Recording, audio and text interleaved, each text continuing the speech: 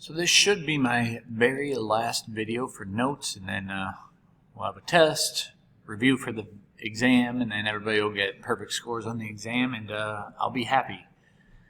But what you might encounter on the AP exam is a problem like this, and probably would be a multiple choice question, because there's not a whole lot you can do with a free response question like this. And maybe doing U substitution might be the way to go on this problem, because when you look at that and you let U equal 2x, now if you're confused where 2x would come from, well, think about how 2x when you squared gives you this entire quantity of 4x squared. I don't know if that's helpful. So we're looking at du would be equal to 2 dx, or you could divide that 2 over. So what I'm looking at is this would be equal to the integral of 8 over the square root of 1 minus u squared. Because again, if u is equal to 2x and you square, maybe I'll even show that step. You square both sides, u squared would equal both the 2 squared and the x squared. And then replace dx with 1/2 du. So now when I'm looking at this, okay, well, let's simplify. 8 divided by 2 would give me 4, and remember you can move that constant in front now. And so what we're looking at is the integral. It would be 4. This is the inverse sine function. 1 minus u squared, so inverse sine. Or arc sine, I just like writing it this way, of u plus c, and then just go back and replace that u was equal to 2x plus c. And again, I mentioned this, I don't know if you noticed, but the inside this packet already has the answer. So I'm looking right here. I think this is the very last page, I believe. So maybe you stop watching the video and you just try to figure out the rest on your own, referencing the packet, or you continue watching. I'm totally fine either way. So as I look at the next one, I mean, this is actually already set up where this is specifically the antiderivative is specifically inverse sine of x. And we're doing the definite integral, so we're going from 0 to 1. So if you think back to our units on trig, you might be thinking about, oh, I don't remember doing inverse sine. Well, what you're doing for inverse sine is you're finding the angle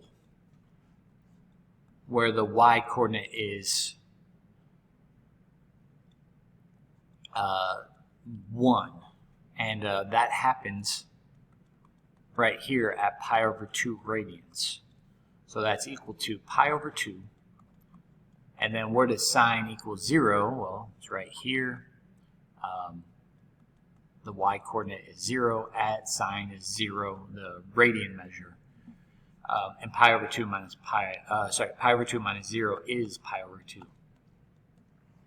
So you might see a problem set up like this on the AP exam. Probably would be a multiple choice again. I doubt it would be on a calculator section. So the other piece that it's been a while since we've done trig stuff is inverse sine is only defined from negative pi over 2 to positive pi over 2. So that's why I only drew this part of the graph. You might want to, I don't know, take some more notes on inverse sine if you're confused by that. Or write down your questions and bring them to class. On the next one, they actually tell you. So you might see a problem on the AP exam like this. And what you should notice as well is that the derivative of 2x to the 5th is equal to that. But I'm going to teach it the same way I taught you the other one through my videos, which is just rewriting this, leaving that 10x to the 4th alone, over. Now, I would rewrite that 9 as 3 squared. And the reason why we set u equal to 2x to the 5th is if I square each of those pieces, I'll get 4x to the 10th. So that's equal to u squared. And then replace dx with 1 over 10x to the 4th du. And you can visually see those pieces cancel. Now, how do we get to our final answer? And why did I change 9 to be 3 squared? Well, if I go back to my notes, and I'm looking at this one,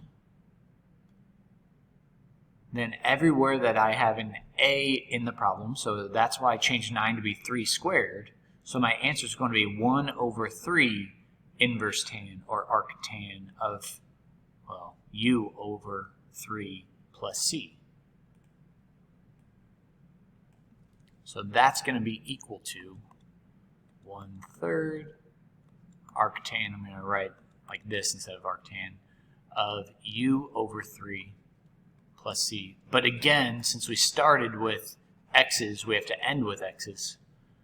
So 1/3 arctan of 2x to the 5th over 3 plus c. There you go. And then our very last example, if you notice, and by the way, I haven't mentioned it yet, so maybe you've already noticed, is what I try to look for is that if there's no square root, it's going to be arctan. If there is a square root, it's going to be arcsine, and if there's a square root with a number in front, it's going to be arcsecant. So maybe that's a good way that you can memorize these. And notice all of the trig functions are the non-C ones. You know, sine, tangent, and secant do not have a C. Cosine, cosecant, and cotangent.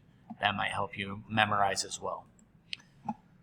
So getting to my last exercise, you might want to figure out that u equals, whoops, wrong value. Because u substitution is your friend.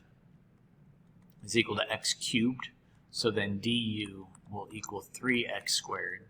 So as I would do this problem, leave 3x squared alone for right now. Whoops, forgot to write dx.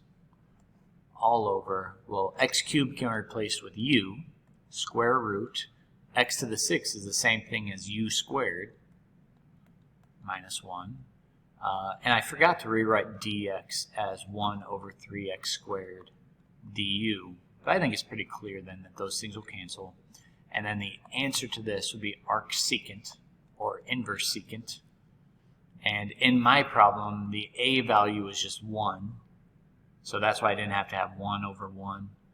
But notice that this one has to have the absolute value.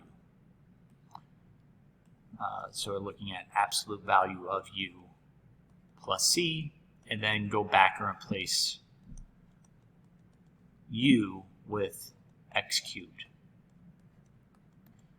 Just as a heads up, sometimes you'll see the absolute value get dropped in these problems because it might be x squared in here. Well, squaring a number is always positive, so you don't really have to worry about that. And as you work through your CUDA software, piece of paper, make sure you're working through the odd ones and the answers are already in the all the problems, so you can check as you go along. But anything that you're confused on, write down your questions and bring them to me. I want to answer your questions. And yeah, we'll see you in class.